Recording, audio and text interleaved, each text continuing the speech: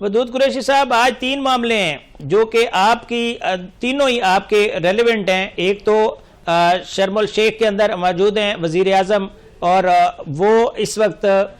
Donald Trump کے ساتھ مل کر اور دیگر 20 ممالک کے ساتھ مل کر ایک بہت بڑا منصوبہ ہے، امن منصوبہ، اس کے اوپر سائن کرنے جا رہے ہیں۔ آپ اس کے اوپر کیا کہیں گے؟ فارغ صاحب دیکھیں، یہ سب سے اہم معاملہ ہے کہ یہ شاید پاکستان دنیا کی تاریخ میں پہلا واقعہ ہے کہ اسرائیل اور عرب ممالک اور خاص کر جو ہے 5 ایٹمی قوتیں اس میٹنگ میں موجود ہیں۔ 20 ممالک کے جو ہے سربراہ اس میں شامل ہو رہے ہیں، تو اس کو اس طرح اسٹرینتھن کرنا مقصود رکھتا ہے کہ جو بھی معاہدہ ہوا ہے اور اس کے اوپر بات چیت ہو چکی ہے، تحریر ہو چکی ہے، اور اس کے اوپر تمام 20 ممالک دستخط کر دیں تاکہ اس سے نہ ہی عرب ممالک بھاگ سکیں اور خاص کر اس سے اسرائیل نہ بھاگ سکے۔ اس کی بنیاد میں سمجھتا ہوں کہ شاید ٹرمپ جہاں ان کی حمایت کر رہے ہیں، مدد کر رہے ہیں، وہ یہ سمجھتے ہیں کہ کسی وقت اسرائیل اس سے بھاگ بھی سکتا ہے اور اسرائیل اس پہ عمل درآمد نہیں کرتا، لہٰذا اس نے 20 ملکوں کو بلایا، جس میں دیکھ لیں اسرائیل خود ایک ایٹمی طاقت ہے، پاکستان ایٹمی طاقت ہے، برطانیہ ایٹمی طاقت ہے، امریکہ ایٹمی طاقت ہے، فرانس ایٹمی طاقت ہے۔ تو 5 ایٹمی ممالک جو ہیں وہ اس میں شامل ہو رہے ہیں اور اس پہ دستخط کریں گے۔ یہ انتہائی اہم بات ہے، اور اس میں اگلا اگر یہ ہو جائے گا کہ 2 ریاستی اگر حل ہوگا، فلسطین کو باضابطہ طور پہ یہ تسلیم کریں گے۔ اس میں لگ رہا ہے کہ 20 ممالک میں سے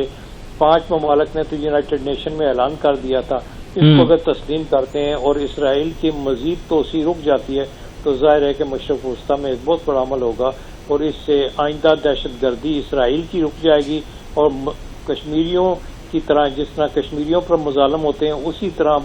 جو ہے وہ فلسطینیوں پر جو مظالم ہے وہ رک جائیں گے۔ پیچھے اب دنیا میں 1-2 معاملے ہیں جس میں اہم معاملہ کشمیر کا رہ جائے گا اور یہ فلسطین کا معاملہ حل ہو جائے گا۔ تو آپ نیک خواہشات کا اظہار بھی کرتے ہیں اور ساتھ یہ بھی کہتے ہیں کہ اب مسئلے جو ہیں، یہ والا جو ایک درینہ مسئلہ ہے وہ حل ہونے جا رہا ہے۔ جی، اس میں مجھے نظر آتا ہے کہ شاید ٹرمپ جو ہے وہ اس معاملے میں ان کی حمایت بھی کر رہا ہے، لیکن اگر ٹرمپ، میں سمجھتا ہوں کہ ان کی اگر کھل کے حمایت نہیں کرے تو ٹرمپ کی اپنی حکومت جا سکتی ہے، کیونکہ اسرائیلی لابی امریکہ میں اور خاص کر معاشی طور پہ اور فائنینشیل حوالے سے وہ بہت مضبوط ہیں، تو ان کو بھی وہ اقتدار کو خطرہ ہو سکتا ہے۔ تو وہ مجھے لگتا ہے کہ بین کھیل رہے ہیں، کھل کے ان کی حمایت بھی کر رہے ہیں اور ساتھ ان کے کھینچ بھی رہے ہیں، ان کو سے جو مظالم ہے ان سے روکنے کی کوشش بھی کر رہے ہیں۔ مجھے لگتا ہے کہ شاید اس کی یہ اسٹریٹجی ہے اور اس میں وہ کامیاب ہو رہے ہیں، کیونکہ یہ ایک معاہدہ ہو گیا ہے۔ اب 1500 جو ہے وہ 1700 فلسطینیوں کو، بچوں کو، عورتوں کو جن کو عمر قید دی ان کو انہوں نے رہا کر دیا، اور اپنے جو ہے وہ کچھ 12 لاشیں اور باقی جو ہے وہ زندہ آدمی جو ہے انہوں نے وصول کر لیے ہیں۔ تو یہ ایک اچھی بات ہے، اگر یہ ہو جاتی ہے تو ظاہر ہے ایک ٹینشن مشرق وسطیٰ میں ختم ہو جائے گی۔ پیچھے